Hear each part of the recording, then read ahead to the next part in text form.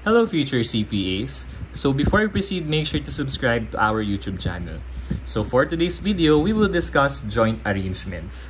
Previously, we have discussed partnership, and we know that partnership is an agreement between two or more persons who bind themselves. And when a partnership decides to incorporate, we will be able to form a corporation. And when two corporations decide to form an arrangement, we have what we call a joint arrangement. The most important element of a joint arrangement is what we call joint control. So, the three elements of joint control is first, contractual arrangement. It means that the parties to the joint arrangement, yung agreement nila should be documented in a contract. Second is sharing of control. So, yung dalawa na corporation na nag-form ng joint arrangement, they must act together to direct the activities that will significantly affect the operations of the joint arrangement. And finally, unanimous consent. It means that no single party, si Corporation 1 or si Corporation 2, controls the arrangement on its own. Kailangan, in making business decisions, kailangan merong consensus ng lahat ng parties to the joint arrangement. So, let's now go to our sample illustration. For example, A corporation and B corporation. They are shipping companies. So, they find it expensive na bumili ng sarili nilang airplane. Kaya, since magkaibigan naman si A corporation and B corporation, they decided to buy an airplane by means of pooling their resources. So, ang tawag natin sa airplane is a jointly controlled asset.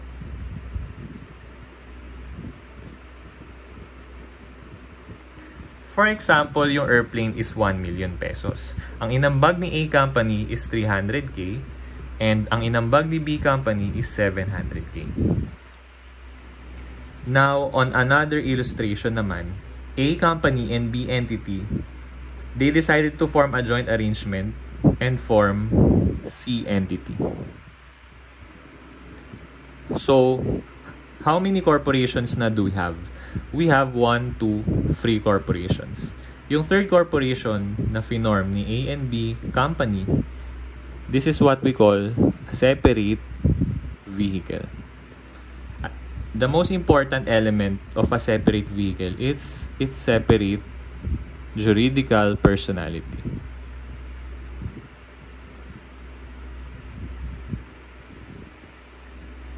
Actually, joint arrangements has two types. We have what we call joint operation and we have what we call joint venture. So, kailan ba natin malalaman kung ang isang entity ay joint operation or joint venture? So, joint arrangement or JA. If a joint arrangement has no separate vehicle, then we can say that it's a joint operation. Automatic na yon pag walang separate vehicle, joint operation yon or JO. Sa first illustration natin, hindi natin masasabi na separate vehicle ang airplane. Although literally, it's a vehicle, but in accounting parlance, it's not a separate vehicle or what we call an entity or a separate entity. It's just an asset being shared by two corporations. Hence, we cannot say that the airplane is a separate vehicle. So, we can say that on our first illustration, this is an example of a joint operation. Now, if the joint arrangement has a separate vehicle, as a general rule, it's considered as a joint venture. So, hence, on our second illustration, we can say that this is a joint venture. But there are certain instances that even despite the existence of a separate vehicle, it is still a joint operation. So, kailan ba ito nangyayari? We will now discuss kailan ba ito nangyayari. So, again, our first question is, meron bang separate vehicle? If the answer is no, it's a joint operation. But if the answer is yes, we will further scrutinize.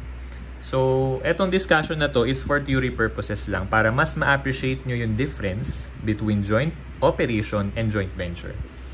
So, if it has a separate vehicle, then i-check natin yung legal form.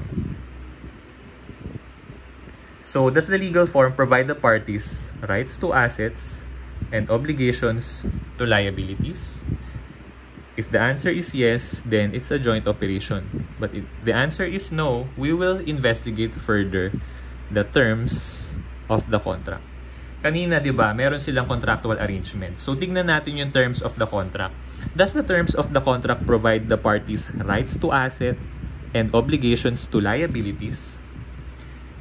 If the answer is yes, then it is still a joint operation. Upon checking the terms of the contract, ang natetest natin dito is yung tinatawag natin na substance over form. Kung ang form mo is may separate vehicle ka and akala ng marami joint venture ka, pero pag tinignan yung substance or the terms of the contract, it provides otherwise, then it is a joint operation. But if the answer is no, we will investigate other facts and circumstances.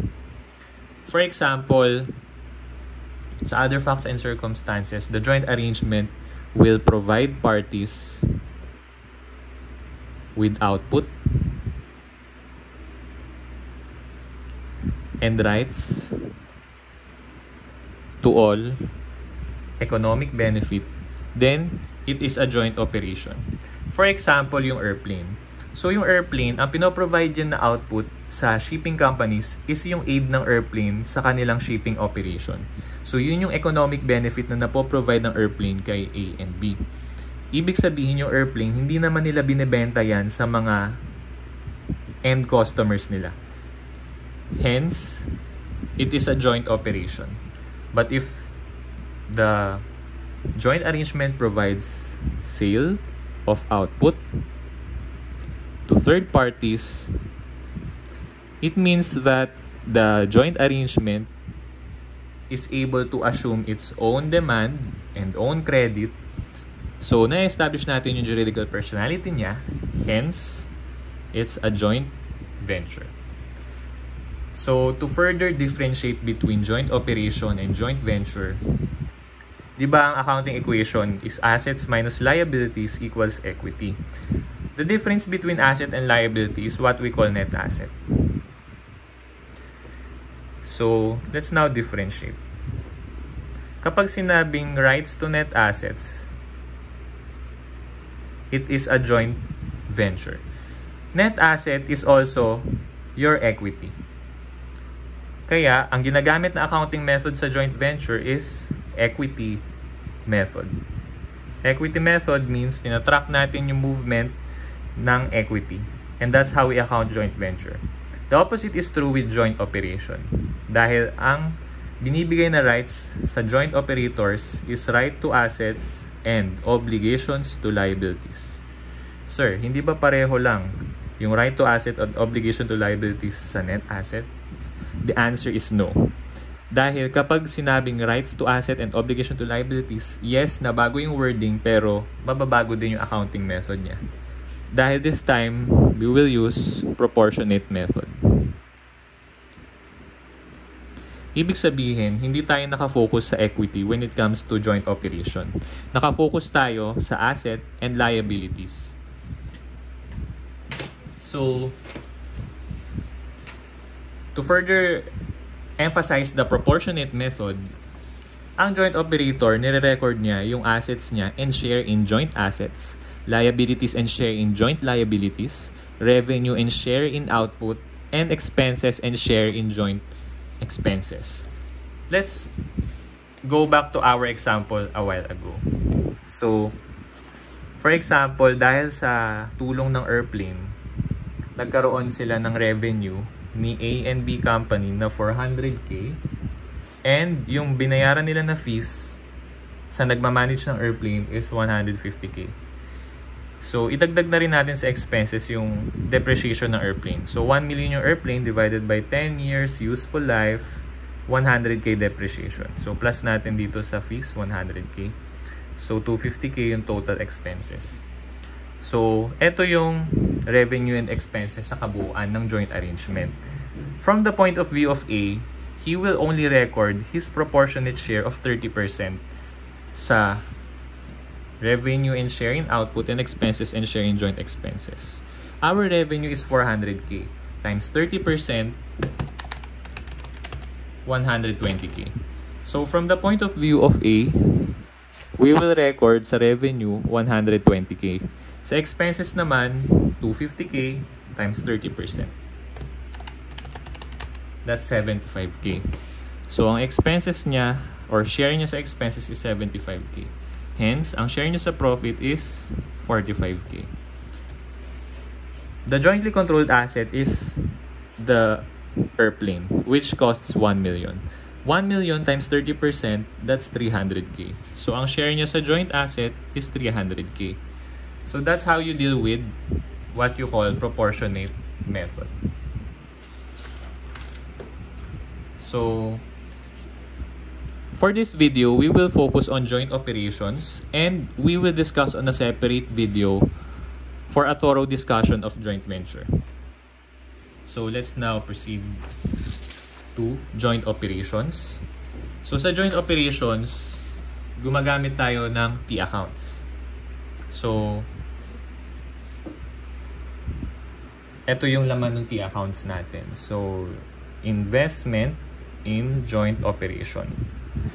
So, ang investment in joint operation is income summary account. So, parang ganun siya, kaya ang normal balance niya is credit. So, sa debit side, i-record natin yung merchandise contribution. So, M na lang, M contrib. And then, purchases. We also record on the debit side yung freight in. Expenses. Sales return and allowances. Tsaka sales discounts. So, on the opposite side, kung dito, merchandise contribution, dito naman, merchandise withdrawal. We also record here, kung dito purchase, sa credit side, we record sales. Kung expenses sa debit, dito sa credit, we record income. SRA, dito we record purchase return and allowances and purchase discount. If the joint operation is completed, meaning to say, it's already being liquidated, then we will record on the credit side, ending inventory taken and asset taken. Kapag nagli-liquidate kasi, usually may natitirang asset. So, yung assets na yan, ipapauwi sa mga joint operators. Sino mag-uuwi ng ending inventory? Sino mag-uuwi ng building? Sino mag-uuwi nitong ganito? So, actually, ito rin yung withdrawal na tinatawag. Okay? So, dinetalye lang natin for discussion purposes. So, in our discussion mamaya, sa problem na sasagutan natin, ang una nating gagawin is gagawa tayo ng journal entries. So, gagawa tayo ng journal entries ng bawat joint operator. Okay? So, halimbawa, kanina 'di ba ang joint operator natin si A. Tapos gagawan din natin ng journal entries si B. So, hindi sila tao kundi corporation.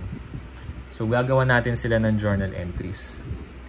Sa sarili nilang libro, kasama ng kanilang mga personal accounts, magre-record sila or mag-establish sila ng tinatawag na JO or Joint Operation Account, which will represent their interest in the joint operations. So, sa kanya-kanya nilang libro naka-record. So, yung JO account, it could either be journalized as a debit or as a credit. So, mamaya, after the journal entries, ipopost natin siya sa tinatawag natin na T accounts natin na investment in joint operation. So, etong T account na to, ito yon. So, na-discuss na natin kung ano yung mga laman niya, kung ano yung components ng debit and credits. Pero basically, from journal entries on the separate books of the joint operators, yung mga nasa debit side, imi-mirror natin on the same side. So basically, pinopost lang natin sa T account Pero T account siya ng investment in joint operation. So kung ni-record mo sa libro ni A as debit, i-record mo dito sa T account as debit din. Pag ni-record mo sa, for example, sa libro ni B as a credit yung JO, i-record mo rin dito sa T account ng investment in JO as a credit. So same side siya. Yung T account natin na investment in JO, this represents the transaction of the joint operations and its joint operator. For example, si A and si B. So, yung mga ginawa ni A on behalf of the joint operation, naka-record dito. Yung ginawa ni B on behalf of the joint operation, naka-record din dito. So, nakakomingle yung mga amounts na attributable kay A and B. Kaya, in determining the interest of each joint operator from the T accounts of investment in joint operation, imi-mirror naman natin yan on the opposite side. Sir, paano naman yung mirror on the opposite side? Diba, investment in JO, tapos gagawa natin ng separate T accounts si A and si B. So for example, yung ni-record mo na debit dito sa investment in JO, na galing din sa sarili nilang libro, for example ni A as a debit, i-record natin on the opposite side sa credit naman ni A. So dito natin siya ilalagay sa opposite side. For example naman yung credit sa libro ni B, ni-record natin as credit sa investment in JO. Sa separate T account ni B, i-record natin, kung credit dito, i-record natin as a debit naman kay B. So parang ganun siya, or ganun talaga siya. So, kung debit ka investment in JO, credit siya sa joint operator, T account. Pag credit naman sa T account investment in JO, debit siya sa separate T account ng joint operator. So, to further illustrate, gawa tayo ng mga arbitrary amount. So, for example, ito yung T account ni investment in JO. Merong T account si A, merong T account si B. For example, sabihin na natin 2020, tapos sabihin na natin dito na 2020, tapos merong 10 dito. So, 60 minus 10, 50. So, ibig sabihin may debit na 50. Tapos, kay A naman, halimbawa, dito 15, 10, tas dito 25. So 25. So yung essence nito is, 'di ba, naka-reflect siya sa bawat joint operator. Yung 50 na debit side kay joint operation, dapat mag-equal siya sa total ng credit side sa separate T account ni A and ni B, which is 25. So 25 plus 25, that's 50, which is equal lang sa debit side ng JO.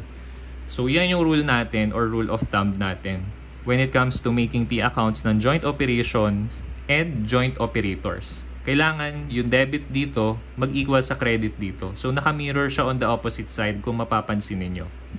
Or kung credit naman dito na 50, dapat yung total ng debit side ni A and B mag-total din sa 50.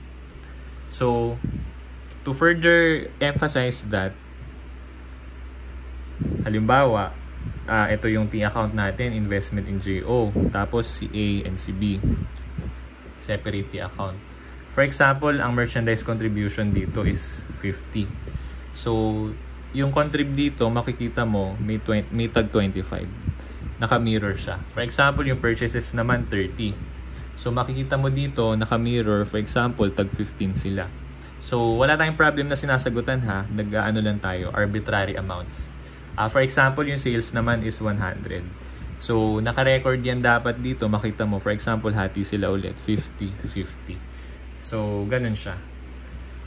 Ngayon, itong mga items na to, para hindi ka mahirapan na kabisaduhin, itong merchandise contribution, isipin mo na lang, that's in. Merchandise withdrawal, that's out.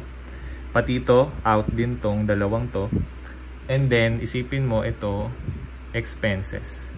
Ito naman, isipin mo, income. So, to shorten that fee account, in, out, expenses, income. Sa separate T account naman ng joint operator, pagbaliktarin mo lang, out, in, income, expenses. So, naka-mirror siya on the opposite side.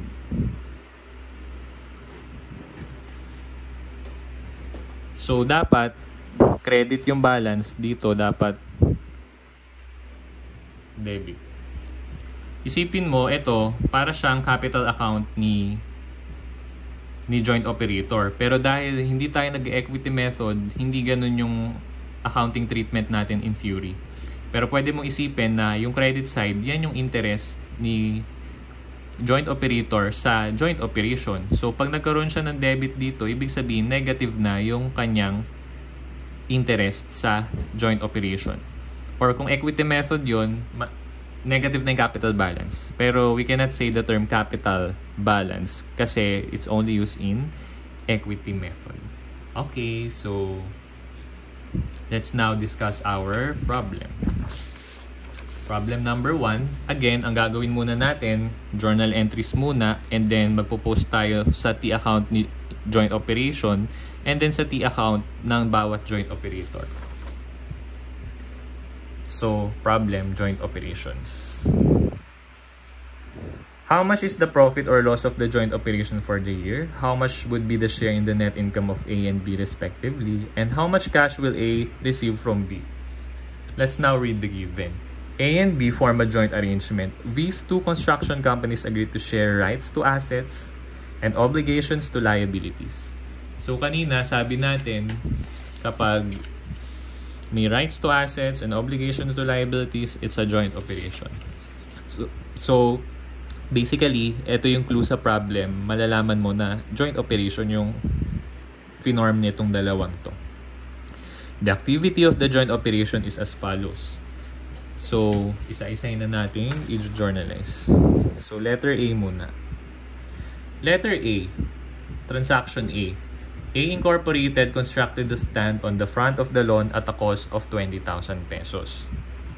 So, ang i-debit natin is debit JO credit cash 20k. So, sa halip na standee ang i-debit mo is joint operation. So, transaction B, A Incorporated pays for 120,000 for various construction tools. Yung construction tools, yan yung inventory nila. Kasi construction companies sila, di ba? B Incorporated pays 5,000 for permit to operate the concession or business.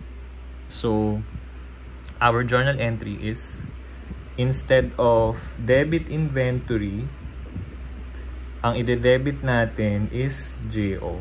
Credit cash, 120,000.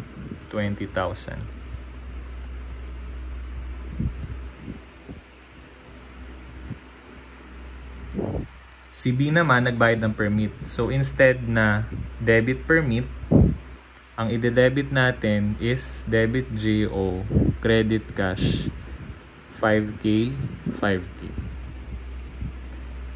Transaction C, A Incorporated purchased additional construction tools for 80,000 using 30,000 contributed by B and 50,000 of personal money.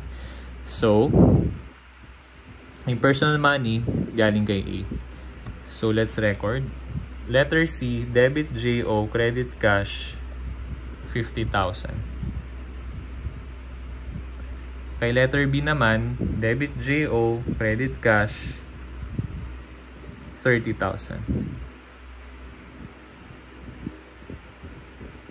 30K, 30K. Let's now go to transaction letter D. Sales for the period were as follows. A Incorporated 120K, B Incorporated 260K. Sales are made at 100% markup on cost. So yung markup rate na yan, magagamit natin mamaya in our computation of cost of goods sold. So for D, instead of, so ang journal entry natin is debit cash, and instead of crediting sales, ay kikredit natin is JO. For letter A, 120,000. So 120K, 120K. For letter B, 260K. So debit cash, And again, instead of crediting sales, we will credit JO 260,000.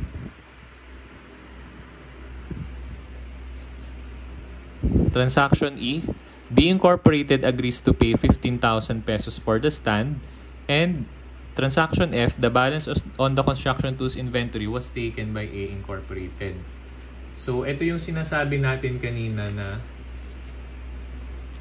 ending inventory taken for transaction letter F, and etong stand galing to sa letter A.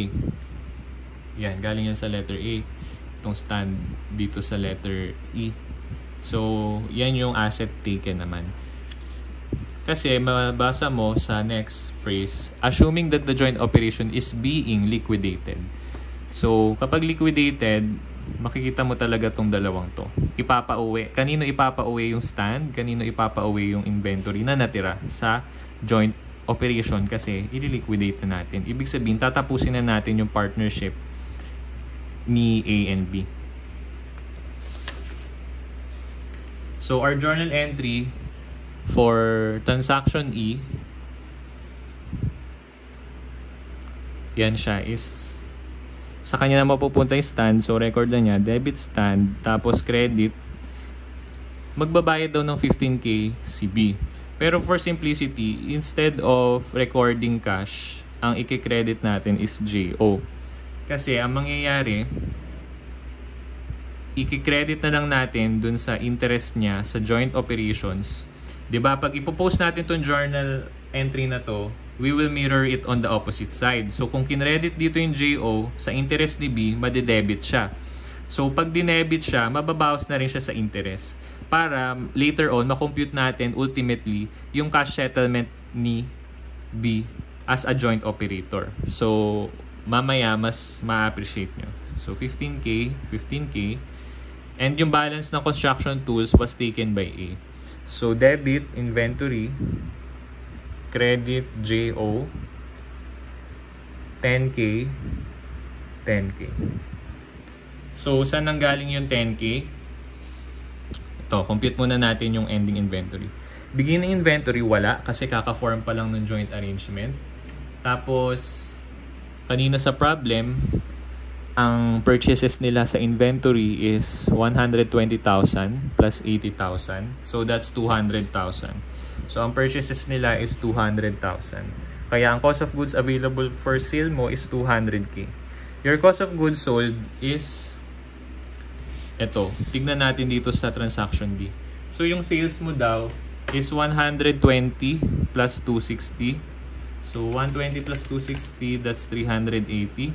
Tapos, may patong yan na 100% markup on cost. So, i-divide natin by 2 over 1. Ayan. So, hindi pala kita.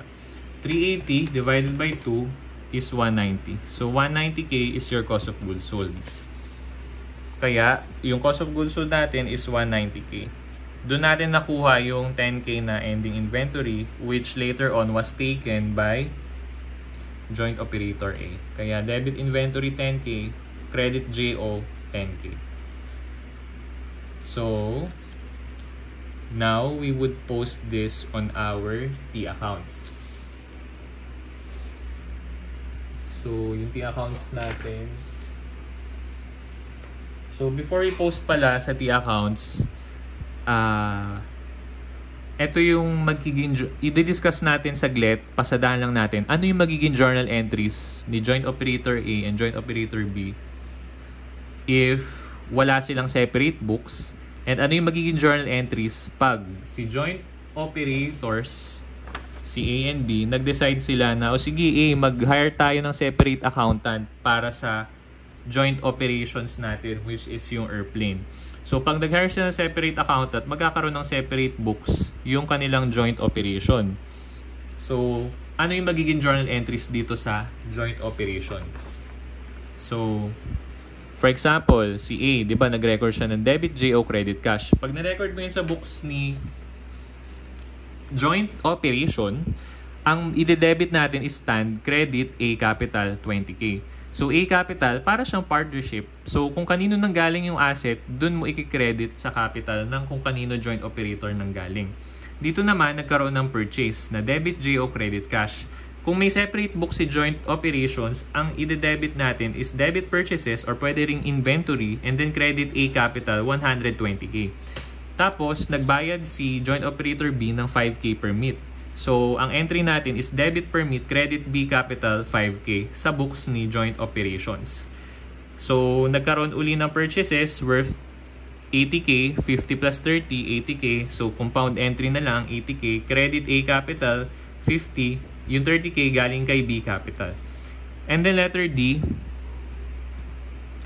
ang binili nila sa letter D is, wala silang binili. Meron silang nabenta. So, nag-record si joint operation ng debit cash 380k, credit sales 380k.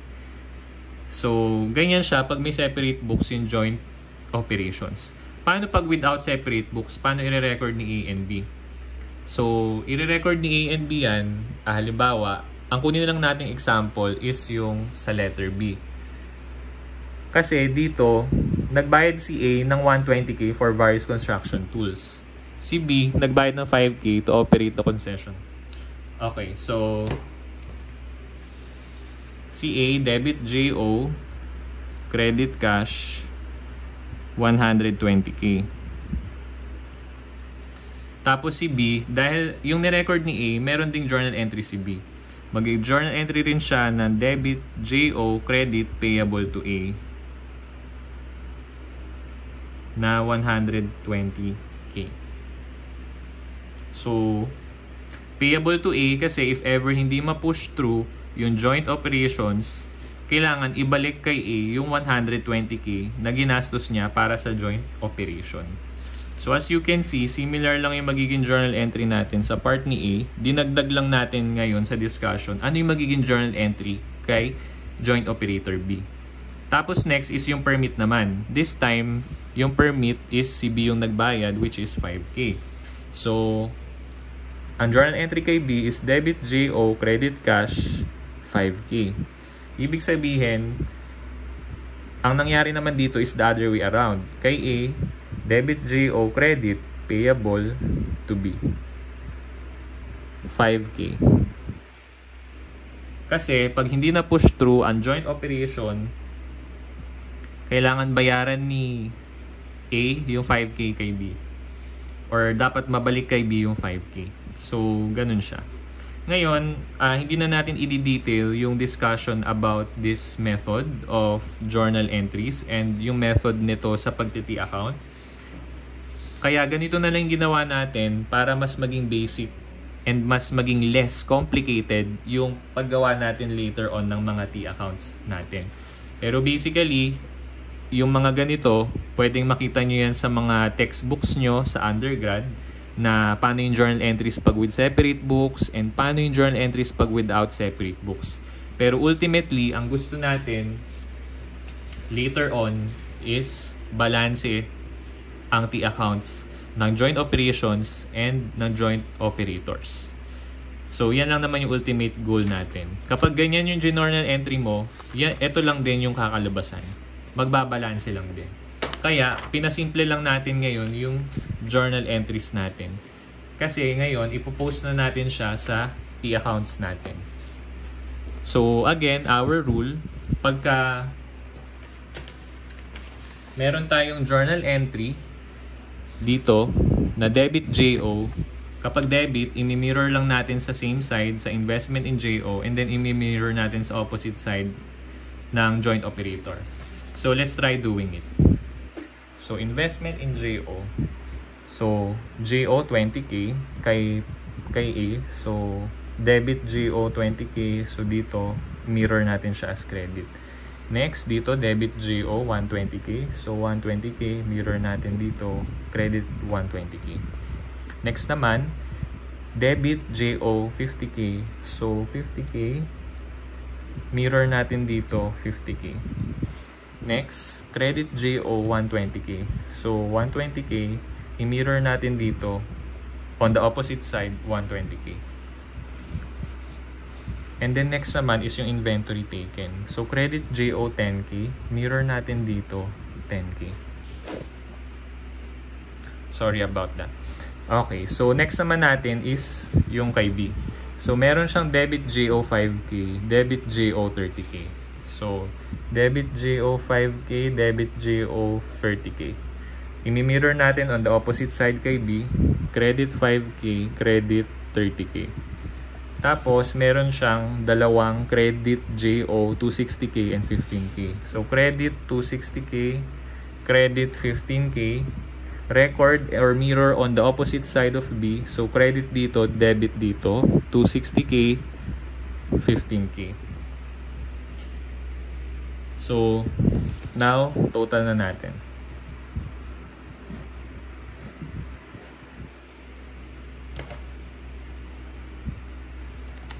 So sa debit side muna, 20 plus 1, 20 plus 50 plus 5 plus 30 is 225. Minus 120, minus 10, minus 260, minus 15, negative 180. So, negative siya, ibig sabihin credit. Kasi inuna natin yung debit. So, 180K dito. Okay, so next naman natin, ito naman. So, 20 plus 120 plus 50, minus 120, minus 10, 60. So, sa credit side,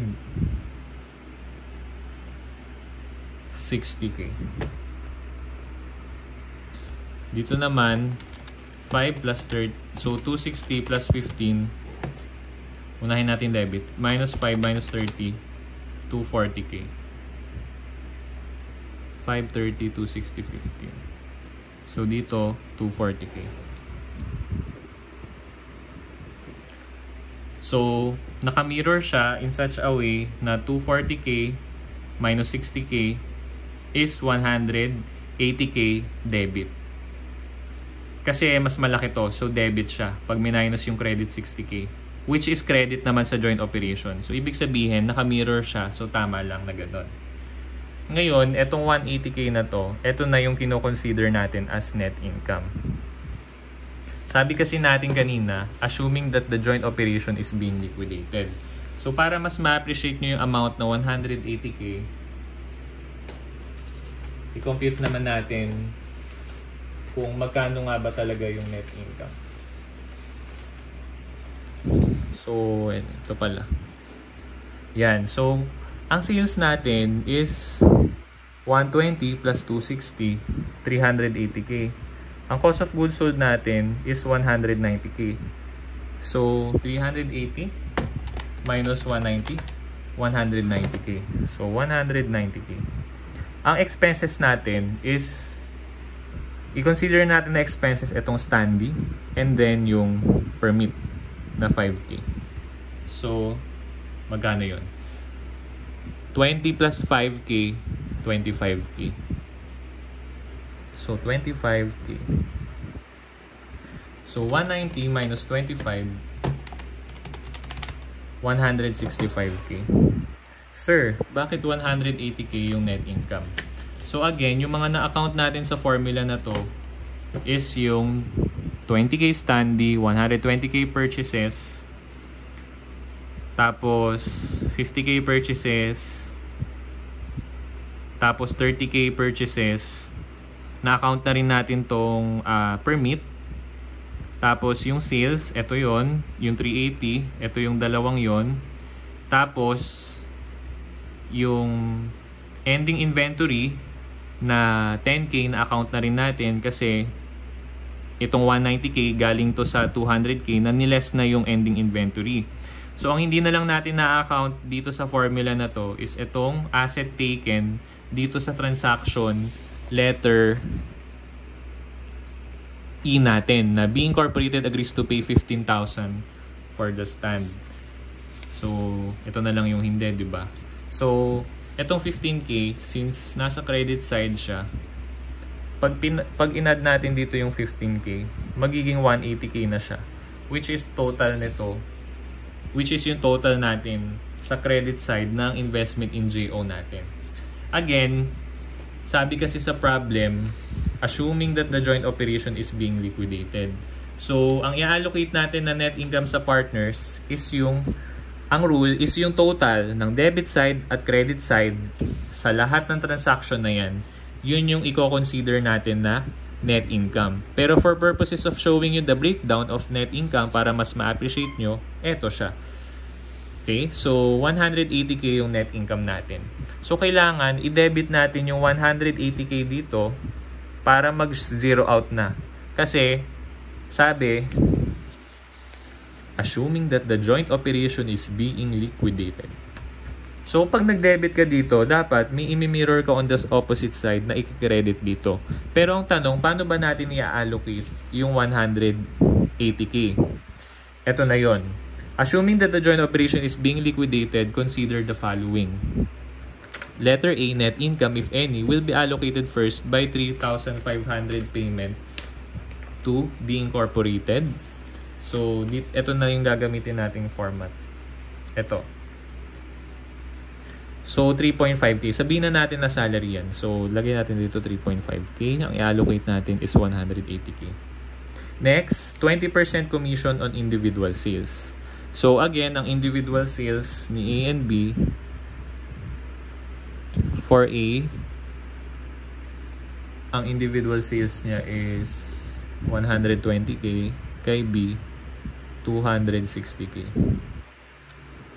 Ito yon. So, ita times natin sa 20%. So, 120k times 20%, 24k. So, 24k kay A. Kay B naman, 260k times 20%, 52k. So, compute the balance. Total muna natin to, 3.5k. And then dito, 52 plus 24, 76. So, 76k. So, ang balance is 180 minus 3.5 minus 76, 100.5. 100.5. So, sabi, the balance will be distributed to A and B equally. So, i-divide na natin sa 2 since dalawa lang silang joint operator. 50.25. 50.25, 50.25. Let's add. 24 plus 50.25, 74.25. Kay B naman, 3.5 plus 52 plus 50.25, 105.75. So, basically, pag pinag-add natin, let's check. Plus 74.25, 180 yung total niya. So, ibig sabihin, i-credit natin kay A, 74.25, kay B, 105.75. So, let's do it on our P account.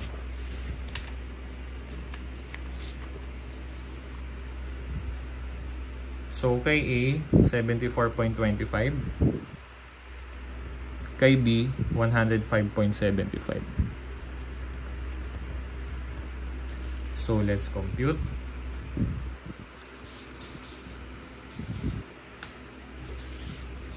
So, add na natin 60 plus 74.25,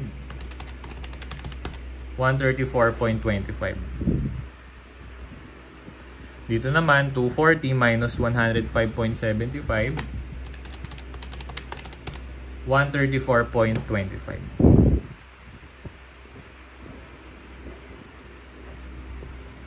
So, na-distribute na natin to. So, zero out na to. Pero may natira pa kay A and B. So, kay A, it's a credit of 134.25. Kay B, it's a debit of 134.25. Ngayon, try to recall our lesson on partnership liquidation. So, isipin natin na partners si A and B. Si A, meron pa siyang positive capital balance kunyari. So, capital, quote-unquote. Kay B, negative balance kasi debit. So, di ba sa liquidation, meron tayong capital deficiency absorption na tinatawag. Yung negative ng isang partner, i-absorb ng isang partner na may positive capital balance. So, pa-absorb natin. 134.25. 134.25. So, magzi-zero out na sila pareho. Kaya dito, ang magiging journal entry natin, Diba, ang credit ni A Incorporated is 134. Para mag-zero out, magde-debit tayo. Dito naman, para mag-zero out kay B, magki-credit tayo. Kaya, para siyang debit, ganito siya. Debit A, ito yung debit natin. So, debit A capital, credit B capital. Sa separate books ni joint operation, 134.25. So, magzi-zero out na siya. Ngayon, sa separate books ni joint operator, ang kay A, since siya yung tatanggap ng money, debit cash, credit JO, 134.25. Si B naman, since siya yung may negative capital balance, siya yung magbibigay ng pera. Kaya debit JO, credit cash na 134.25. Ibig sabihin, kung sino yung partner na may negative balance, siya yung magbibigay ng cash. And kung sino yung partner or joint operator, kung sino yung may joint operator na may credit balance, siya yung tatanggap ng cash. Sa tinatawag natin na cash settlement. So, let's answer the question. Number 1, how much is the profit or loss of the joint operation for the year? Ang rule natin, pagka the joint operation is being liquidated or the joint operation is already completed, it's just basically the difference between the debit and credit of all the transactions, including the asset taken and the ending inventory taken. So, ang answer natin is 180K. If the joint operation will not be liquidated, assuming na hindi pa siya i-liquidate and the joint operation is not yet completed, ang i-record mo na profit is itong 165K. So, ibig sabihin, yung 15K, hindi mag-a-appear yan dun sa transactions kasi wala ka pang ipapamimigay na asset dahil gagamitin pa yan sa next period. Number 2, how much would be the share in the net income of A and B respectively? So, kanina, kinompute na natin 74.25 and 105.75. So, for A, 74.25K. For B, 105.75. And number 3, how much cash will A receive from B? So, 134.25.